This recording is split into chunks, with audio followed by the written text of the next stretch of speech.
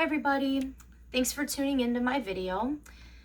This is going to be the first activity that I am going to present to you guys for the Mock Therapy 1 assignment for our client Holden.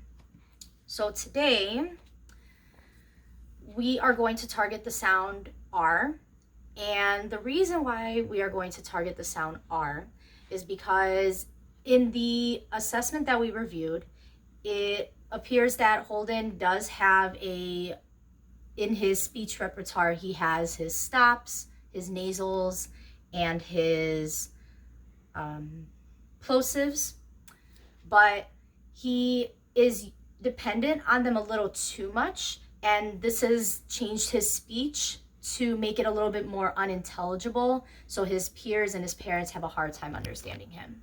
So what we want to do in this activity is we want to expose him to liquids, glides, and fricatives, because these are sounds that he often either omits, substitutes, does clusters, and we want to give him as much practice production as we can with these sounds. So eventually, by the time he's in first grade, he'll be around the same pace as his typically developing peers, which at about first grade, 6 years old, the R is pretty well acquired. So that's why we're gonna introduce this R sound, as well as because he has quite a big vocabulary lexicon.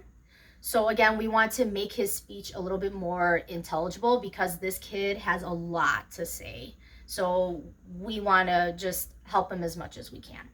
So this activity is going to consist of toy animals.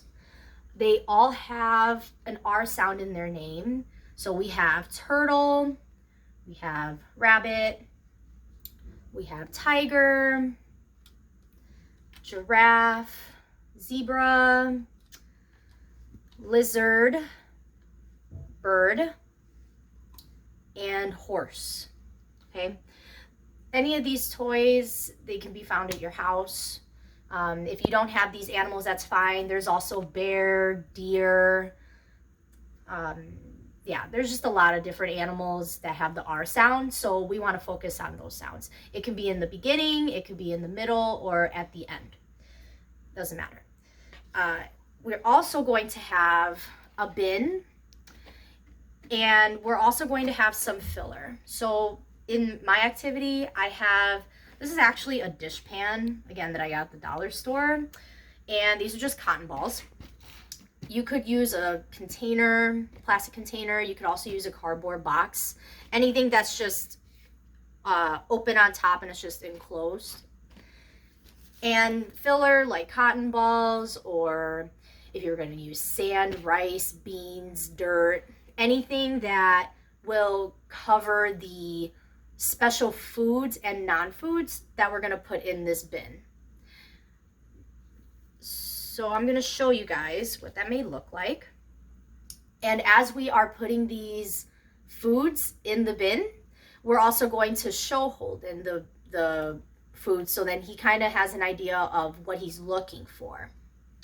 So we're going to show him and by the way, I only have pictures for my presentation. Typically with young kids, you do want to use more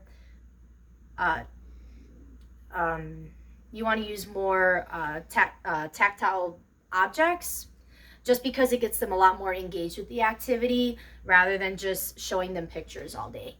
You really just want to show the pictures when you place the food with the animal, so then they can make the connection with the picture and the food they're looking for. So at this time, I'm only using these little pictures of foods and non-foods, but when you put this activity together, it's more preferred that you actually use the food items. Okay, so we're just going to pretend I'm holding the food item, and one by one, we're just going to tell him, ooh, there's peppers in our garden. Let's put this in our garden. Then there's, ooh, rice. Do you eat rice? I love rice. Let's put that in our garden. So you're just going to go one by one. I have cereal. I have carrot, So Holden is either just going to get the auditory stimulus of us saying the words, but because he's already sociable enough, he's probably also going to try to give an approximation of the word. So if he does do that, we definitely want to give him praise. And then we also want to repeat what he said, right? So if I'm doing rolls, bread rolls, and he says woes, right? It's okay that he said that, but you say, yeah, you're right. It's rolls. It's rrr. Can you give me that sound like the dog when he growls? These are rolls. Can you do that? And he'll try to do that because he's just naturally engaging. So you're gonna go through each one, right?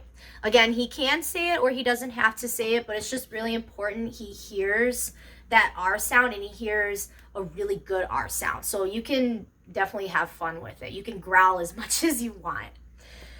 So you're also going to have non-foods as well, right? So we have things like rose, rainbow, camera, hammer, right? Now these are foods, you know, obviously what animal is going to eat them, right?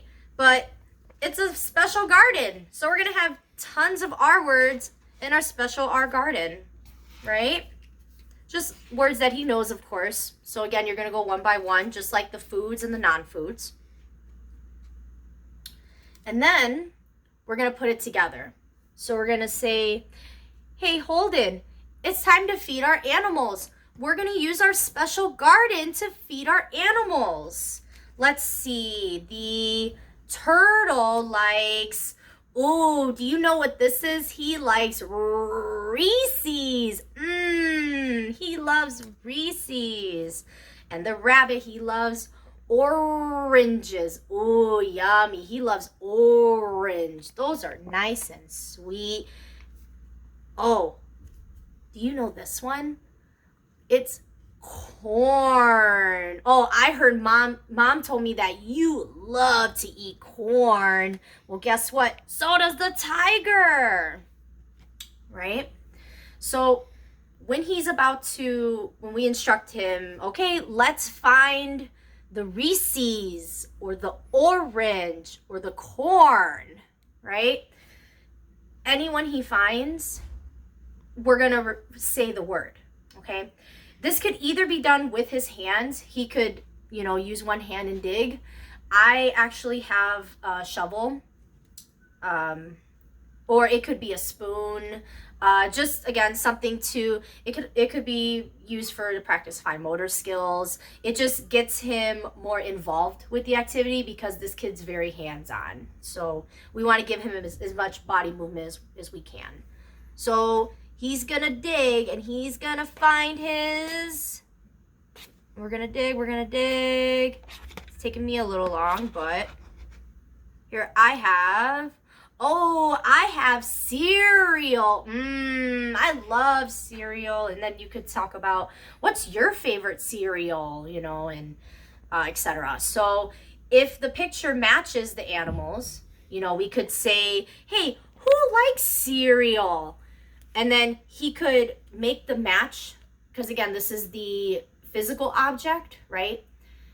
He would make the connection with the object with the picture. So the picture also has the word, okay? So he gets the abstract object for what the word applies to. He gets the picture of it, and he gets the literacy component. So it's all in one activity. So let's pretend just the turtle liked it, right? Oh, I see the turtle likes the cereal. Let's give him the cereal. Yum, yum, yum, yum, yum, yum, yum, yum, right? And he's just gonna eat it. So this activity is gonna go on when you find all the foods in your garden, okay? If you didn't find that food, that's totally okay. We would give him the choice to either put it back in our garden or we can just put it to the side. It's his choice, right? We want to give him as much choices as possible because, again, we know he's that much engaged in the activity. Yeah, and then you're gonna do the giraffe, the zebra. Of course, change out the foods. You don't even have to use real foods.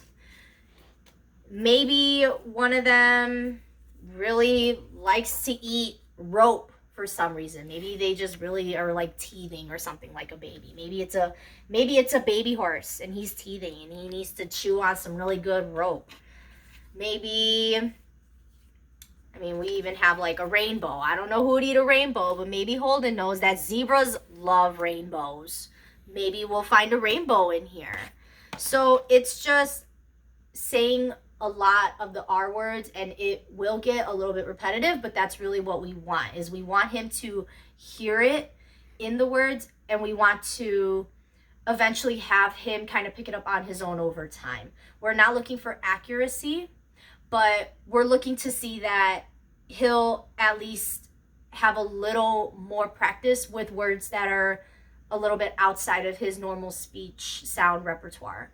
So, and this is, again, one of those sounds that he needs to start practicing on, because he's around that age where it does start to emerge at this population. So that is the presentation of the activity. So now we are going to talk about the home exercise program that I'm going to show the parents that they could do with Holden at home.